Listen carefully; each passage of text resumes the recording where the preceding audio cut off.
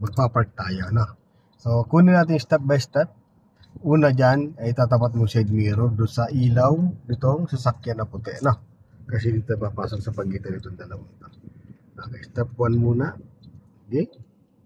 Step 1. Stop. No. Stop muna. Step number 2, isang ikot. Then, pakiramdaman mo yung gulong na lumagpas dito. Sasakyan na to. Okay, pakiramdaman mo siya. Yan, okay na yan. Yup, huwag sosobra. Okay. Todo manibela mapunta dito. Pag sumobra yan, malalaman naman natin yan kasi sisikip dito.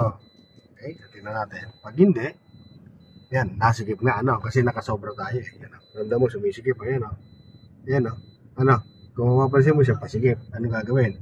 Gagawin natin, gigit na manibela. 1 and 2. Atras ka muna konti. Atras lang, atras. A-adjust lang natin. Na. Kunti pa.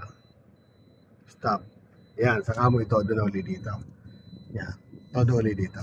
Tapos, reverse. Yung reverse na po. Okay. O, tingnan mo siya. O. Hindi na siya dito sasabit kasi nakapag-adjust tayo. Atras. Sige lang. So, safe naman po dyan, ano. Sige lang. Hanggang pumantay lang yung katawan na sakyan mo sa guhit at dito sa unahan, no. Yan. Hintayin mo pumantay yung katawan na sa guhit. Kanti pa. Kanti pa. Yan. At dito, tingnan mo kung pantay ka na. Ay, stop. Gitna manibela mo muna. Stop muna. Gitna muna manibela. Stop. 1 and 2. Isa pa. Then, atras ka na lang. Very good. Slow down. Hanggang sa stopper na. Ayun, ano. So, kung kanina ay hindi tayo sumobra, eksakto lang tayo.